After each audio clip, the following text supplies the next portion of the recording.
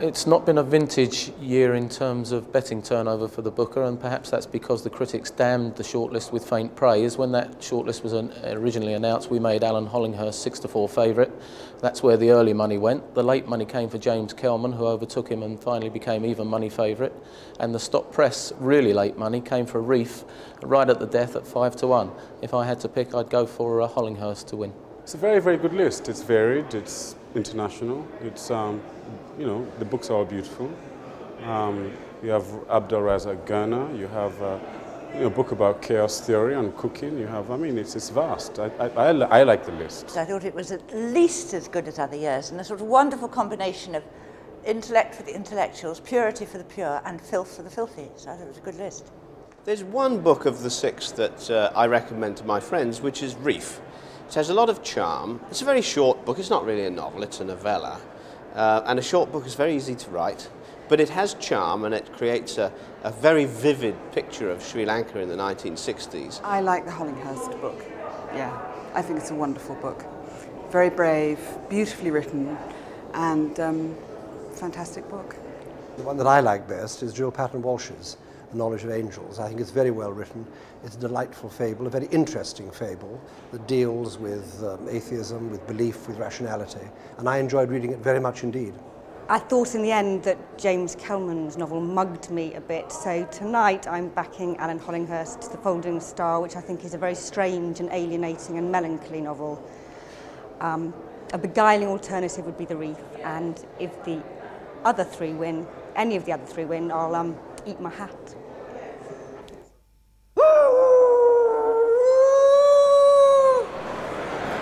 Good evening and welcome to the Late Show's coverage of the 1994 Booker Prize for Fiction, coming to you as ever live from Guildhall in London. We began with a cross-section of opinion from guests arriving earlier for tonight's dinner, which as you can see is still in progress.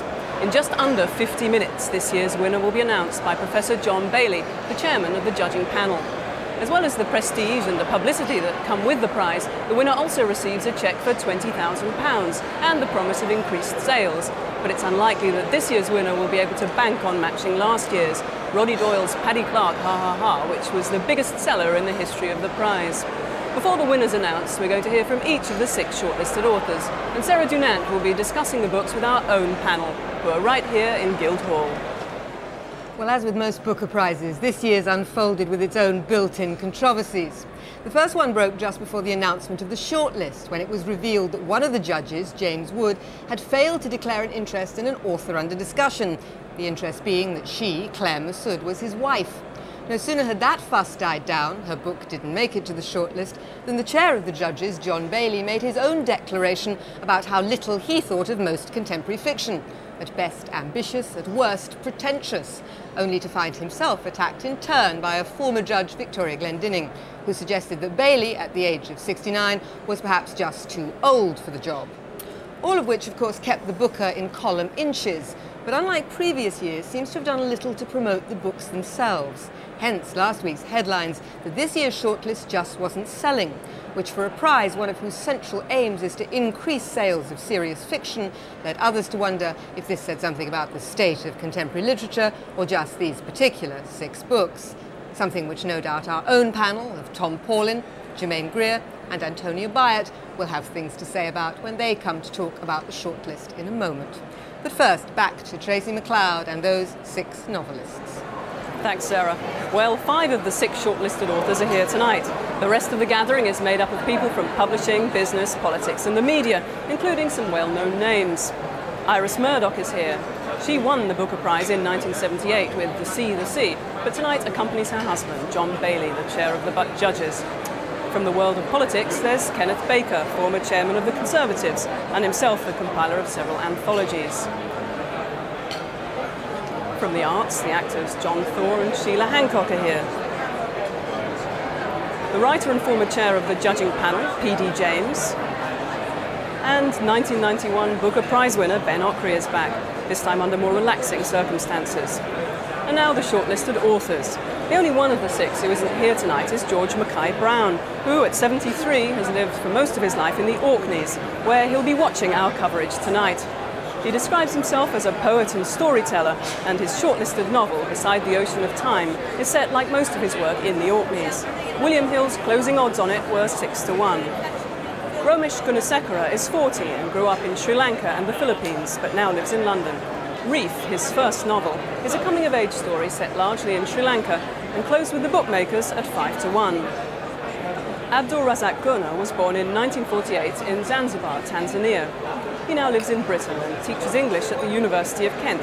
Paradise is his fourth novel, and the bookmakers have it as the outsider at 10-1. Alan Hollinghurst was born in 1954 and works for the Times Literary Supplement. His first novel, The Swimming Pool Library, was published in 1988. The Folding Star is his eagerly awaited second novel, and it's also the second favourite at 2-1. James Kelman was born in Glasgow in 1946. He's been shortlisted for the Booker before with A Disaffection in 1989, the year that Kazuo Ishiguro won. How Late It Was, How Late is his third novel, and is the favourite, closing at evens with William Hill. Jill Paton Walsh, the only woman on this year's shortlist, was born in 1937 and lives in Cambridge. A highly acclaimed writer for children, she won the Whitbread Prize in 1974 with The Emperor's Winding Sheet, a children's novel. Her shortlisted book, Knowledge of Angels, was initially turned down by 14 British publishers, forcing Paton Walsh to bring it out under her own imprint, which makes her the first self-published author to be shortlisted for the Booker. The closing odds on it were 5-1. Now back to Sarah Dunant and her guests. Thank you, Tracy. Well, the Booker judges have, of course, already made up their minds, having been in secret session for much of what was a long afternoon. Our panel's discussion, however, is very public and takes place now. Sitting with me are the lecturer and writer Germaine Greer, the poet and critic Tom Paulin, and the novelist, former winner and former Booker judge Antonia Byatt. Unlike the real judges, our three have a strictly limited amount of time to make their choice. And as an introduction to each book, The Late Show has talked to the authors. The first two novels up for discussion are both by Scottish writers. They are James Kelman's How Late It Was, How Late, and George Mackay Brown's Beside the Ocean of Time. James Kelman's How Late It Was, How Late is set, like all his novels, in Glasgow and follows a week in the life of Sammy, an unemployed labourer who goes blind while in police custody and finds himself having to negotiate an increasingly hostile world. There was the steps. He poked his foot forward to the right and to the left. Jesus Christ. That's fine. To the right and to the left. OK. Doing it. You're doing it. OK. Down the steps sideways and turning left. His hands along the wall. Step by step. Reminding you of that pat a cake game you play when you're away. Slapping your hands on top of each other, then speeding it up. Sammy wasn't going very fast at all. It was going quite slow, really. Being honest, it was slow. Slow work. Slap. Slap. Slap. Slap. Slap. For a great many people who are involved, say, or within the establishment, they would want to transform the world that Sam exists into a fantasy and say, Kelman's no longer a realist, you know. Because much of what occurs in the novel they would regard as fantastic or fabulous is not a possibility. They can't believe or accept that these things happen, say, in this society. How can someone who's blind go into a doctor and the doctor wouldn't say you're blind or wouldn't diagnose? In fact, that's what happens all the time. That is a straightforward thing. George Mackay Brown's Beside the Ocean of Time is set on the fictional island of Nordé in the Orkneys in the late 1930s. The island's 1,000-year-old history is retold through the romantic daydreams of a young crofter's son.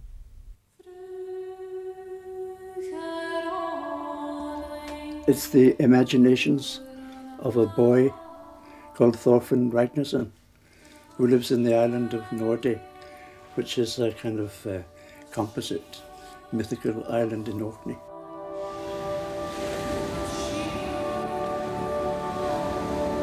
He's a bit of a dreamer at school and elsewhere, and his imagination takes him back to the roots of the island in time.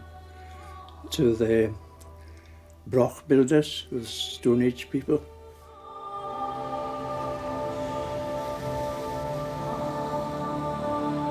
Thorfinn Ragnarsson had often been puzzled by a circular ruin that stood on the edge of the shore, a mere waist-high ring of stone half a mile from his father's croft.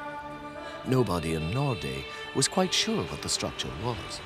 Matthew Ragnarsson, his father, said it had been there all during his lifetime, exactly the same as it was today. It was marked on the old maps. It had always been there, unchanging. Matthew Ragnarsson had no idea what the structure might have been. A primitive mill, maybe, or a Celtic church, or an early lighthouse that the islanders had set up to keep ships from the rocks. On winter nights, they'd have lit maybe a fire on top. Thorfinn doubted the lighthouse theory. He had heard often enough how glad of a shipwreck the Norday men of 2 centuries ago and more had been. So hard were the lives of the country folk and the fishing folk in those times. Right, well, let's begin with the James Kelman, who I gather is here tonight. We saw his empty chair, but he's now filling it. Jermaine, last year's Booker Prize was won by a novel which saw the world through the eyes of an 8-year-old Irish boy. Do you think Kelman can pull it off by showing us the world through the blind eyes of a dissolute Scotsman? Well, he might be able to pull it off, but I think it's important to realise just what an extraordinarily literary exercise this book is. Kelman appears to want to be considered a realist, but in fact there's hardly any form which is more literarily self-conscious than stream of consciousness. And the other problem is that the narrator chooses to speak in the same language, so you have a difficulty all the time. There's Sammy's kind of totally verbal consciousness, which itself is an unlikely thing, because he's not a particularly verbal person, but because he's in a book, he becomes monotonously verbal in order to somehow imply his general level of inarticulacy. Then you've got someone who tells you where he is and what he's doing in the same voice, which is terribly confusing for a reader. And there's a wonderful moment where the whole thing busts wide apart, where he says, Sammy slept for I don't know how long. Well, James Kelman did know how long, because he was constructing the whole thing. And at that point you think, wait a minute, you can't play this game. Antonio, it's a difficult read, let's come clear, but the question is it worth it, I suppose? I think it's too long. I think the rhythm is absolutely beautiful, the rhythm of the speech, and it is a speech rhythm. It's an interesting game putting a speech rhythm into a read rhythm, and that works for me. I actually kept trying to hear it in Glaswegian and singing it to myself. It's wonderful about somebody who goes first when he finds he's blind to see if he can get his gyro changed. He doesn't go to a doctor. He doesn't even think there's any use in going to a doctor. And I think Kelman brings off making you believe that. But although the rhythm is beautiful, and I don't mind it being punctuated by a lovely waterfall of 4-letter words, I think the book is about a third too long. Tom Paul. Well, I like the language. He uses the word boke, which where I come from means to puke, you know, to vomit, to chunder. He uses words like clappy and toty, like a tiny wee toty smoke, meaning a very, very small butt. So I like that. I love the Glasgow vernacular. And I thought he uses semicolons. He goes on and on and on. He constructs it in a very literary way, as Jermaine says. And it's like being trapped in a room with Billy Connolly without the jokes, you know. There are no jokes. And it's too long. Some jokes. I think it's. Well, there are bad jokes. I never laughed once in this, and it's over 300 pages. So there's a sense of desperation, a sense of flogging a dead horse, a sense of somebody who wants to get out and take, as Johnson said of Boswell, the high road to England. Go to England, get out in the mainstream. But the other problem is, isn't it, is that he really does see it as a serious novel. This is a novel which in some ways is a scream about the system. Did you get that out of it? No, I mean, it's like a parody of Samuel Beckett's novels. It's actually a novel in which the novelist is saying, I'm going to take what I've been doing to the limit in order to face the fact that I can no longer do it. I must go somewhere else. I'd like to say something in defense of it, though. I think that a hard man is constructed like that. I married one. I mean, they have a soft center, they're extremely judgmental, they're cruel, and they're totally inadequate in relationships. I mean, at a certain stage in the book, I was longing for Helen. Helen, show up! There are no women in it. He's forgotten the woman he was alone. And we don't know whether he's murdered her or whether he hasn't murdered her. All right, let's leave the dots at the end of whether or not she appears after. Let's move on to the next book. This is another Scottish book, as I've said, coming from a very different literary tradition, one where the language is very consciously lyrical and poetic. In very ways, a kind of old-fashioned book structurally. Antonia, easier to read, but better for that? I don't think better. I didn't like it as much as the Kelman. I liked the idea behind it, which is that grown-up novels come out of a boy telling himself stories which are inaccurate, and that when you get older, you suddenly go back to wanting the kind of consciousness of very simple tales. You go back to wondering why you told yourself stories at all. And this book is constructed entirely out of these two levels of storytelling and narrative consciousness. But I don't think the imaginative effort, unlike many of other of Mackay's Brown's books, has been quite powerful enough. I have to say it was one of my least favourite. I forgot it very quickly, having read it. Tom? I loved it. I think it's an absolutely wonderful novel. This line of the great Catholic poet Hopkins came to mind. There lives the dearest freshness deep down things. This man has a sacral, primitive, highly sophisticated, but at the same time deeply naive view of the world. He's mixed the Celtic and the Nordic. It's a great Atlantic sort of folk tale. I was left joyous at the end of it. It's heavenly. Yes, I just thought this is wonderful. It's like an Alfred Wallace painting, or like Singh's Aaron journals. Right. Joyous. Jermaine, were you joyous? No, I was cross. I was cross at the way that the strings all got tied up. I was cross at the way that the rector's sister reappeared and she'd inherited the thing and the land and they could stay together, and somehow the terrible thing that had happened to Nordé by the building of the airstrip, which I thought was the real climax of the story, and he refused to tell that story. He preferred to tell an exotic story. It's a folk tale and a myth and a parable. Not. It is. It's not. It's not at all. And the thing is that if you can't be beside the ocean of time, in fact, you can only be in it.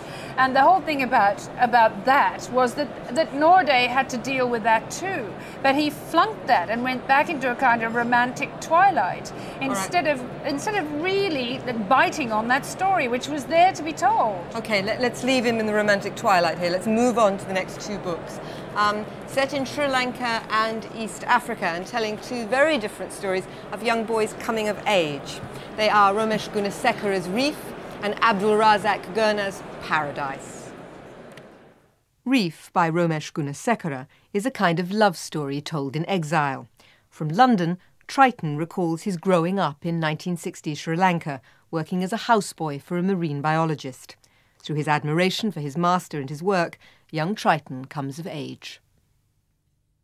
I spent a lot of time in my master's study poring over his Reader's Digest and Life magazines, his almanacs.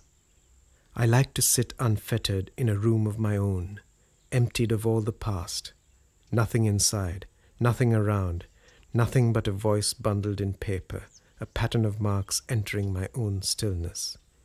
Feeling someone inscribing the soft grey tissue of my brain, writing on water and rippling my mind. I would sink in, the skin of the book rubbing against the skin of my thumb and forefinger, taking in thought after thought. I would forget where one began and the other ended. The only sound, the sound of onion skin, rustling from story to story like trees blowing in a summer orchard. My intention, I suppose, is to produce a novel that is somehow alive. The book explores the relationships between people. It's also exploring, I think, on the one hand, how an individual life is shaped. At the same time, it's also looking at a way a society is shaped. And really, I suppose there's also a kind of notion of how we live with ourselves, as it were. Paradise by Abdulrazak Gurnah is set in Zanzibar in the 1940s and tells the story of 12-year-old Yusuf, who is sold into slavery to pay his father's debts. The book is filled with folk legends, myths and religious fables and explores the themes of colonialism and enslavement. Well, I wanted to look at the way in which societies that had been colonized, in particular the one that I grew up in, how they saw the process of their complete loss of authority over their lives. And since the community that I'm describing is concerned mainly, lives by trade, then one of the central ideas in the novel is this journey into the interior, which is also a penetration of the interior in a very similar way to the way they too are penetrated by Europe. He could not sleep. The ribs of the bench dug deep into his body and kept him awake. At best he dozed, or lay half awake, nagged by the need to relieve himself. When he opened his eyes in the middle of the night, the sight of the half-full, dimmed carriage made him want to cry out. The darkness outside was a measureless void, and he feared that the train was too deep in it to be able to return safely. He tried to concentrate on the noise of the wheels, but the rhythm was eccentric and only served to distract him and keep him awake. He dreamt that his mother was a one-eyed dog he had once seen crushed under the wheels of a train. Later he dreamt that he saw his cowardice glimmering in moonlight, covered in the slime of its afterbirth. He knew it was his cowardice because someone standing in the shadows told him so, and he himself saw it breathing.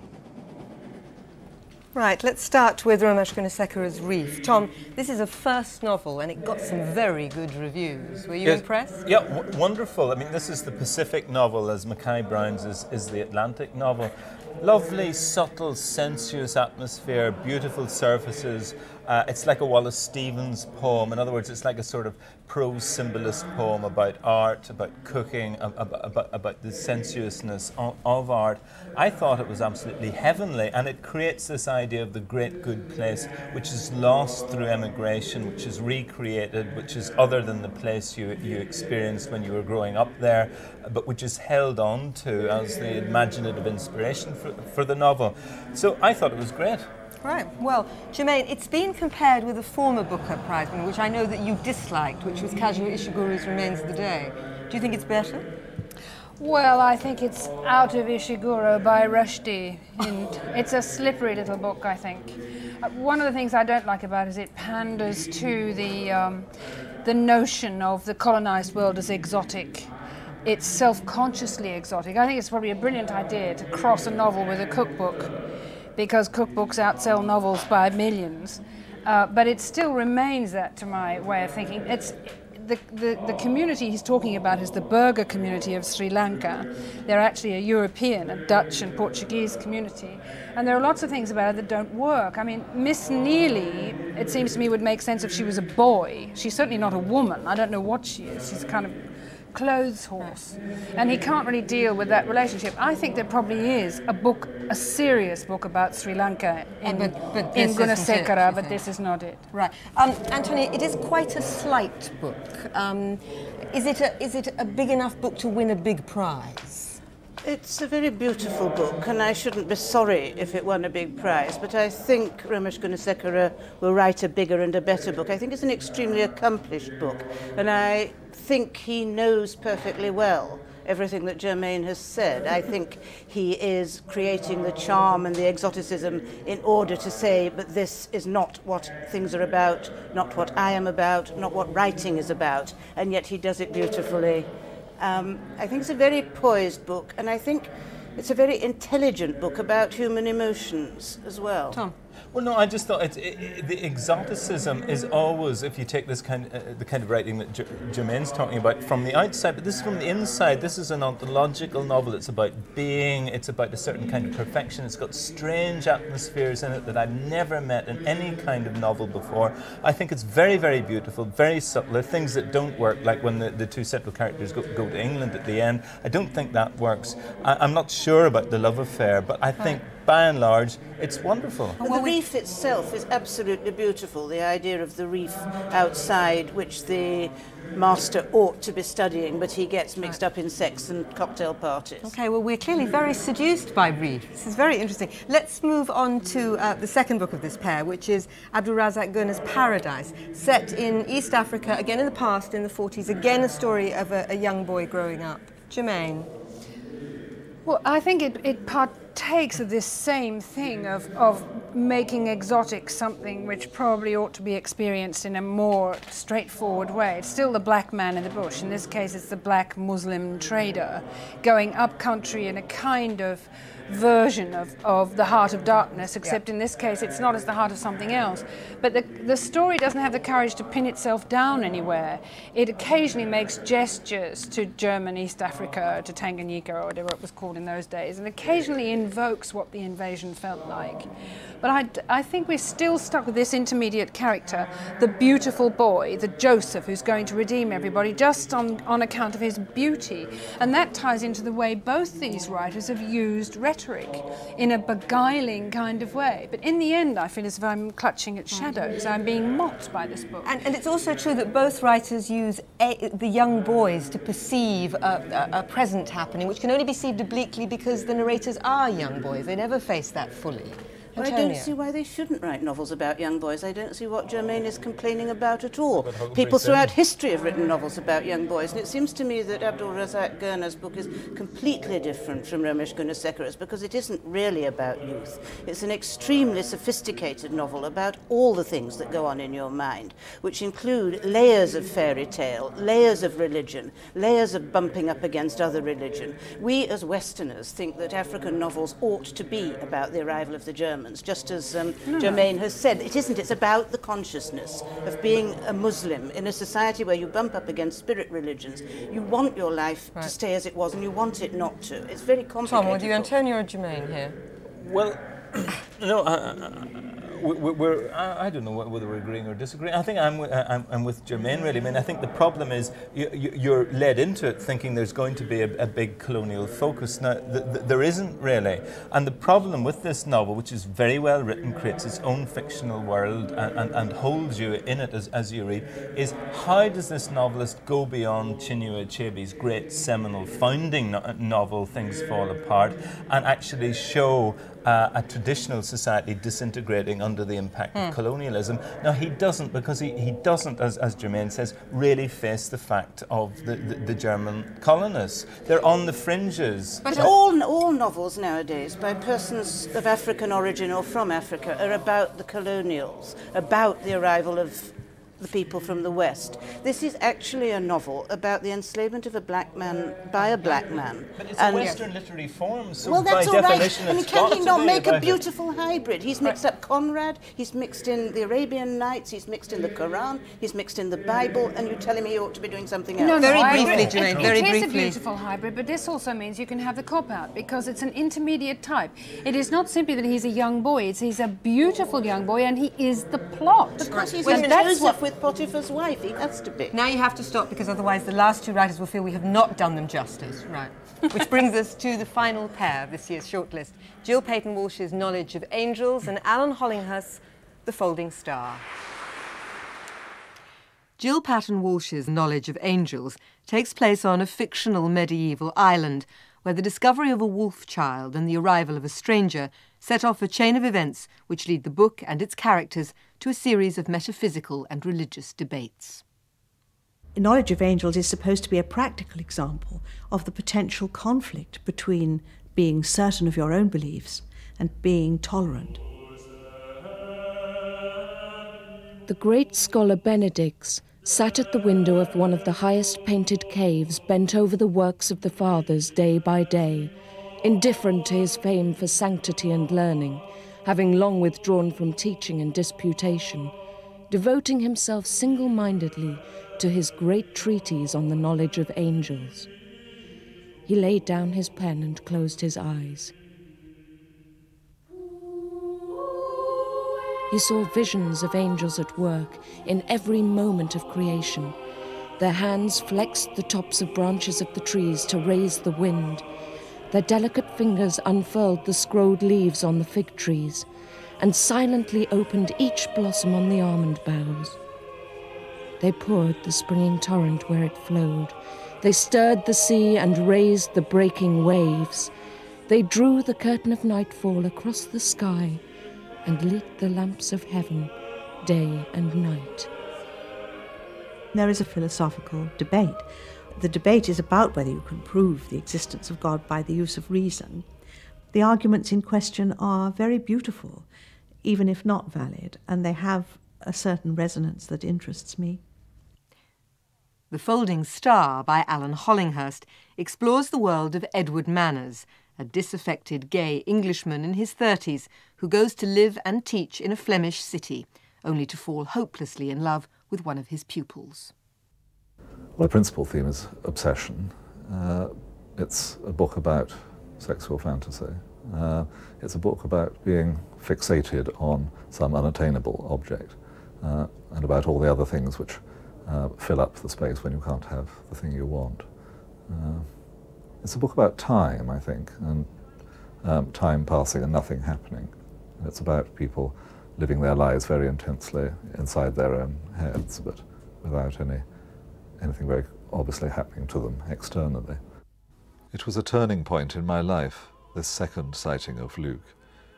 I knew at once how the shape of him lingered in me, like a bright image gleaming and floating on the sleepy retina. There was a kind of miserable excitement, a lurch of the heart. At the moment I recognized him and laid a hopeless claim to him, I knew I was observing him on the loose in a world that barely touched on mine. I had the clearest sense of his indifference as he stood there with his back to me in a brown suede jerkin and white jeans, his back on which this appealing stranger was allowed to rest his hand, confident in some unguessed intimacy. Never love at first sight, but second sometimes. While I strode through the theatre colonnade, the singing echoes of my shoe tips rang through a longer arched perspective and seemed to summon up the skitterings of earlier loves, setting out on their improbable journeys. Right, last two books. The Jill Paton Walsh Knowledge of Angels. Antonio, this is the book that famously couldn't find a publisher. I should add perhaps that they're not giving the prize. They will wait for us.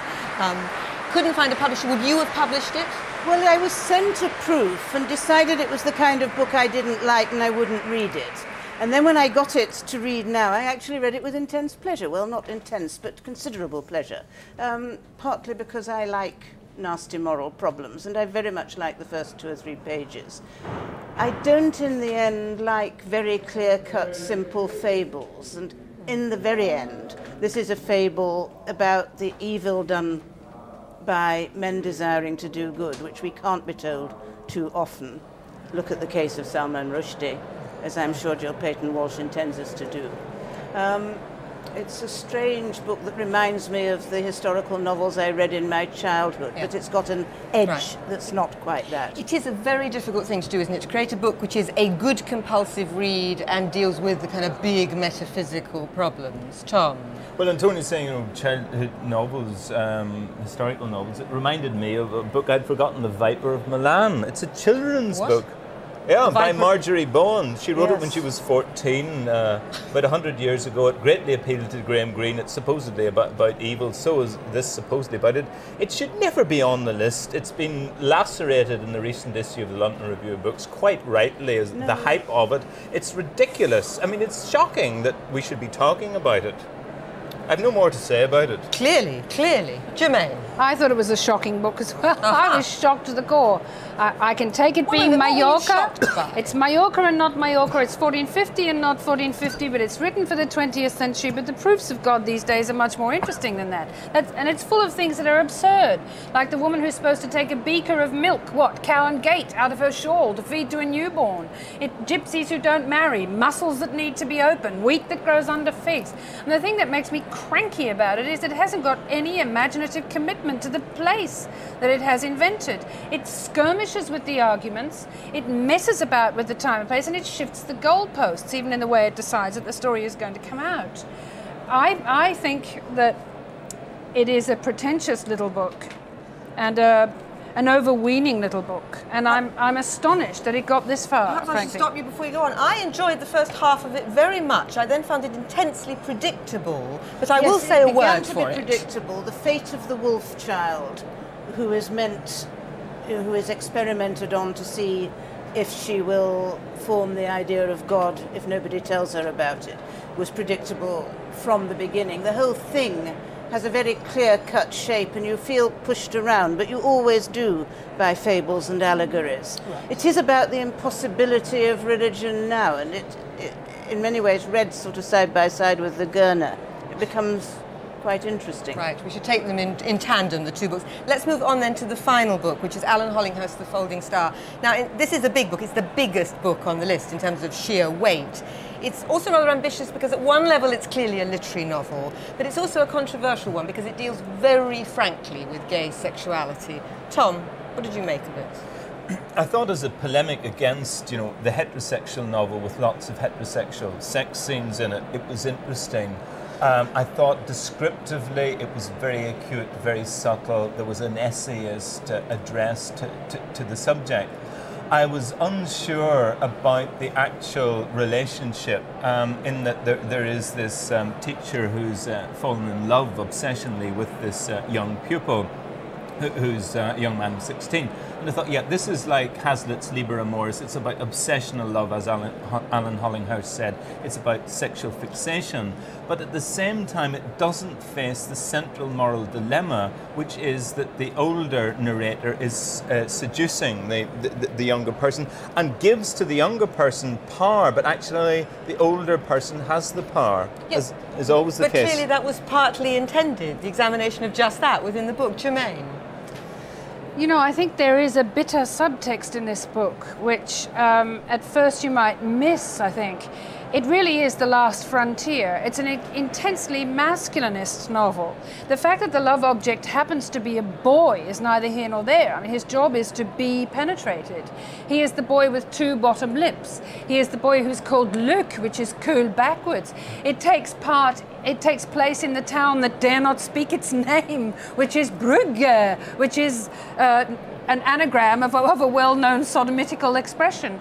It seems to me that what is being confronted here is a kind of disgust, and what happens when poor old Cool, alias Luke, is finally penetrated is that he is simply undone. He disappears.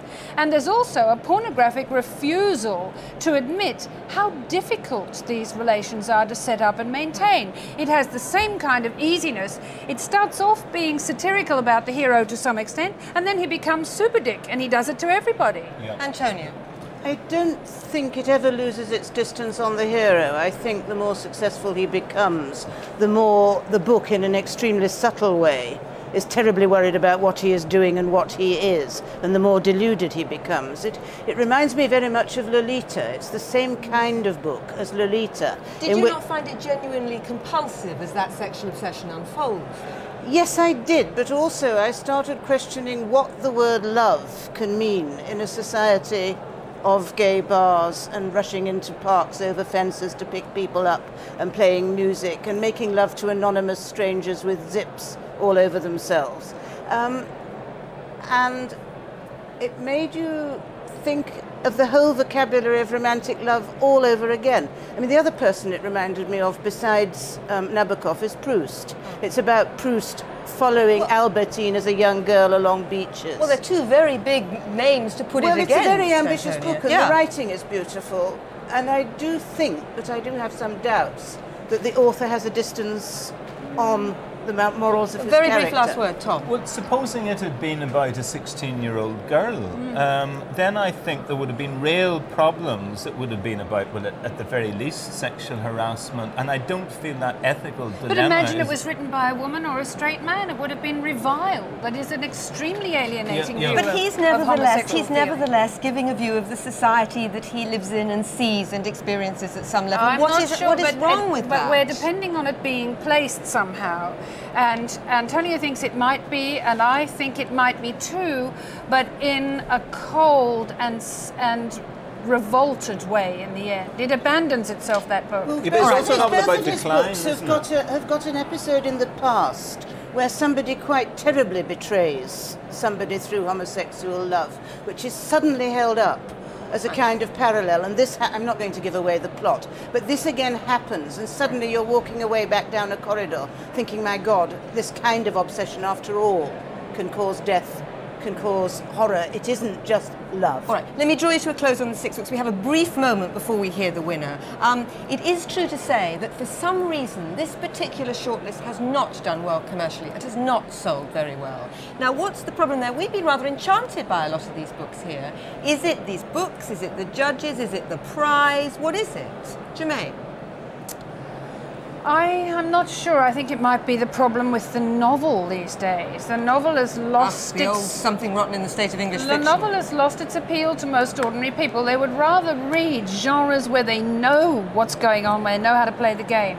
In the literary novel, and the thing about the Booker Prize is it's so self-consciously literary, and it announced itself as that, is its pretensions alienate the reader before the reader even spends his 15 quid. Okay, very briefly, Antonia. I think most of the people who have been discussing the books haven't read them. They've only read the reviews. I think if they did read the books, quite a lot of them would sell quite a lot better. I don't think there's an obvious bestseller on this list like Paddy Doyle, and if there is, it's Jill Peyton Walsh. Roddy Doyle, Paddy Ha. Never mind. Yes, never mind. Tom, sorry. very brief 10 seconds till the... Well, I don't care about the commercial side of it. It's the strongest list I've seen in 4 years. I think it's a very fine list, with one exception.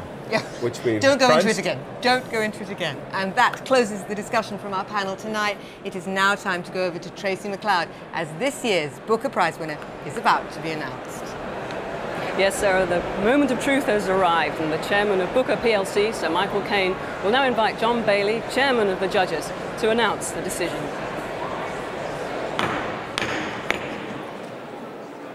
Ladies and gentlemen, I now ask Professor John Bayley to announce the winner of the 1994 Booker Prize, Professor John Bayley.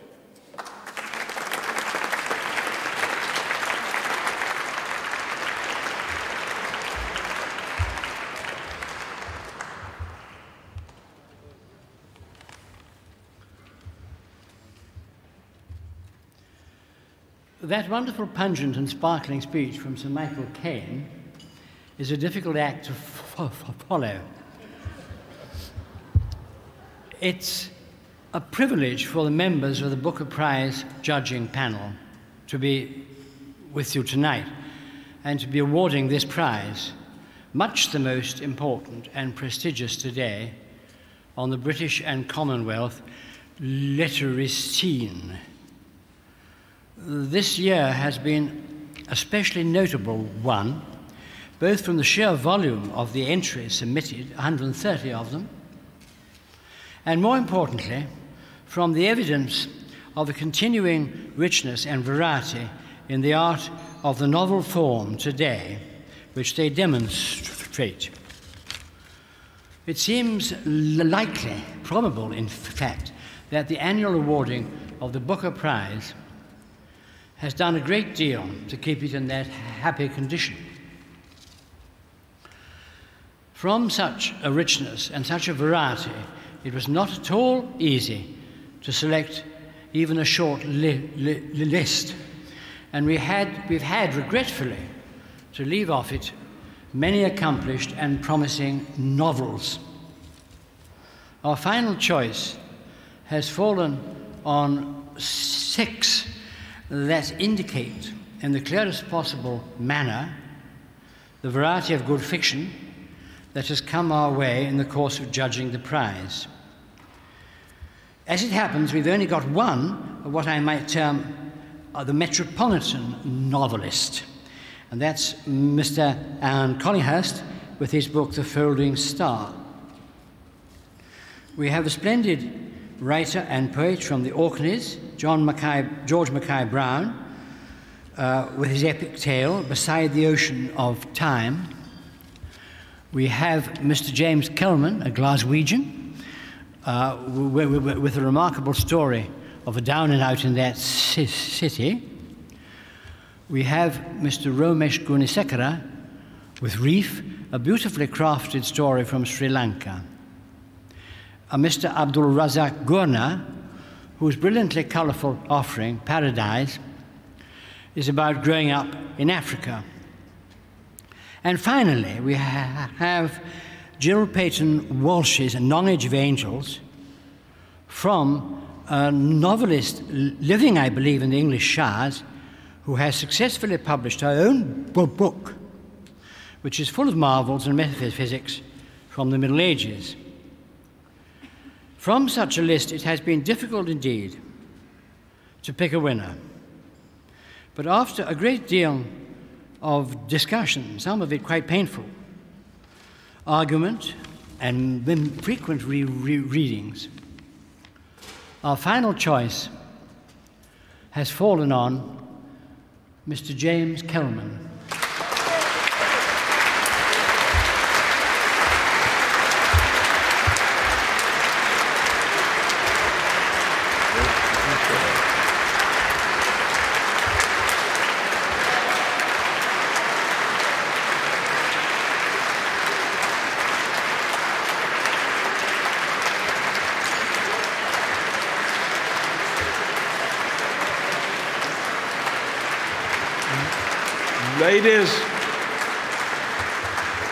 Ladies and gentlemen, James Kelman is moving in this direction, as you can see, and I now ask Jonathan Taylor, Chairman of Booker PLC, to present the prize to James Kelman. Jonathan.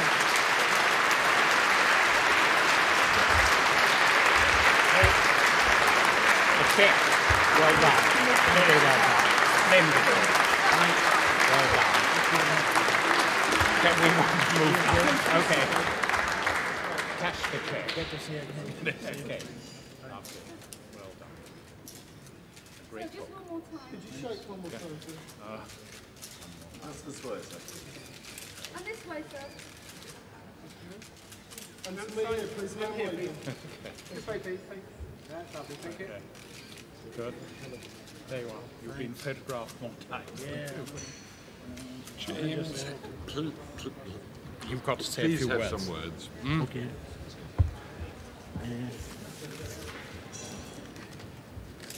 I have to say some words because every single writer on the shortlist has had to prepare to win.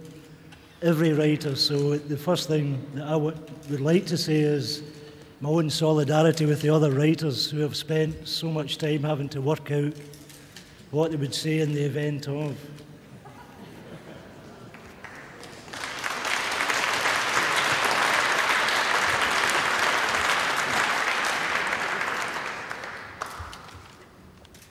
During the past 6 weeks, the shortlisted novelists have been advised of the various kinds of stories we should have written. One of the remaining freedoms we have as writers is the blank page. Nobody can prescribe how we should fill it, whether by good or bad intention. Not the media, not the publishers, not the book trade, not anyone. And if we want the blank page to stay blank, then let it stay blank. We have the same right to silence as the rest of society. In spite of everything, it's the creation of art that keeps us going. Beyond that, I've been fortunate personally through the support of my family, unconditionally. There is a literary tradition to which I hope my own work belongs. I see it as part of a much wider process, in fact, a worldwide process or movement toward decolonisation and self-determination. It's a tradition that assumes two things. One, the validity of indigenous culture, and two, the right to defend in the face of attack. It's a tradition premised on a rejection of the cultural values of imperial or colonial authority and offers a defence against cultural assimilation, in particular an imposed assimilation. It's an argument based solely on behalf of validity that my culture and my language have the right to exist, and no one has the authority to dismiss that right. They may have the power to dismiss that right, but the authority lies in the power, and I demand the right to resist it. Thanks very much.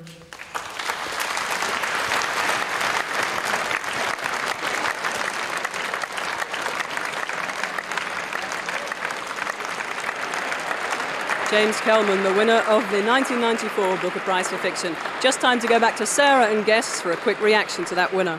A fighting speech from Kelman there. Jermaine, a brief word. I think they piked it. I think they just didn't dare give it to Hollinghurst. OK. Tom? Yeah, it was going to Kelman. Good speech, no diggy bow, great stuff. Antonia? He's a very good writer, and the speech had a beautiful rhythm like the book, so well and good. Antonia Byatt, Tom Paulin and Jermaine, thank you very much indeed. And don't forget that The Late Show at 11:15 tonight will feature an interview with James Kelman, this year's winner of the Booker Prize.